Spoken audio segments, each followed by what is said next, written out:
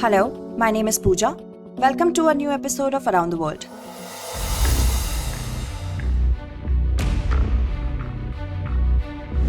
Recently, the ministerial 2+2 dialogue between India and Japan was held in Tokyo, the capital of Japan.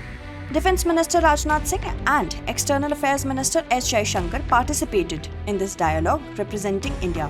On the other hand, Yasukaza Hamada and Foreign Minister Yoshimasa Hayashi participated in this event representing Japan. The fundamentals and intensity of India-Japan relations were highlighted in the joint press conference of the four ministers. Both countries made a commitment for free and regulated movement in the Indo-Pacific region. This is the second time that the 2+2 dialogue has been held between India and Japan. India also holds 2+2 dialogue with Russia, the US and Australia. However, this year's dialogue is very cardinal as India and Japan are celebrating the 70th year of the beginning of their diplomatic relations. To celebrate this occasion, a grand event will be held in New Delhi in December 2022. In today's episode, we will discuss about 2+2 dialogue and its significance. In addition, we will also discuss those points which accurately explain Indo-Japan relations. Actually, the Prime Minister of Japan, Fumio Kishida, visited India in March 2022 after attaining the post of the Prime Minister. Now, about 5 months later, such dialogue on bilateral relations between India and Japan has been held. External Affairs Minister S. Jaishankar appreciated the measures taken to deal with the COVID pandemic and especially highlighted the efforts made by India and Japan during the pandemic and post-pandemic period. Both the countries also discussed cooperation regarding the future COVID challenges.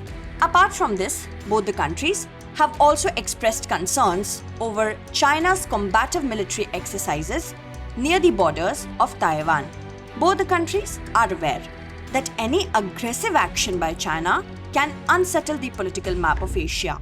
At the same time, both the countries have always opposed the expansionist policy of China, due to which India and Japan have disputes with China on various issues. It is a well-known fact that Chinese troops are still stationed in Ladakh, which hampers India's territorial integrity. Several rounds of meetings have been held between India and China in this regard, but have been in vain. Hence, India is trying to establish balance of power with Japan through the 2+2 dialogue. Since both India and Japan are democratic countries and they are economically prosperous, strategically and technologically powerful, hence it becomes the responsibility of both the countries to maintain equality, cooperation and peace between the Asian countries. In this context, India-Japan agreed to solve problems through common dialogue and diplomacy as well as express their commitment to enhance bilateral security and defense cooperation. Basically, the Indo-Pacific region in the axis of India-Japan relations because both the countries cooperate with each other in strategic, economic and marine areas.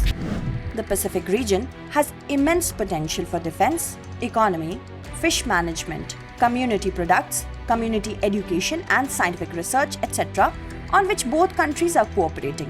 This cooperation becomes more cardinal when China is constantly trying to damage the integrity and sovereignty of the Pacific region with its military power.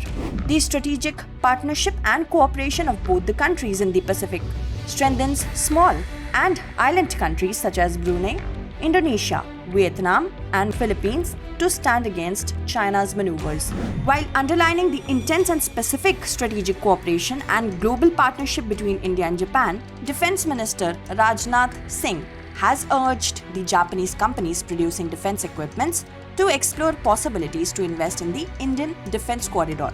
In view of the increasing global defense challenges, it has become necessary for both the countries to pay special attention to organize and promote Dharma Guardian, a military exercise regularly. Furthermore, maritime exercises like JIMEX and Malabar must also be organized and promoted on a regular basis. The much-awaited air exercises to be organized by the Indian Air Force were also discussed during the dialogue. Moreover, rapidly changing global structure, regional issues, and China's growing economic and defense challenges were main highlights of the dialogue.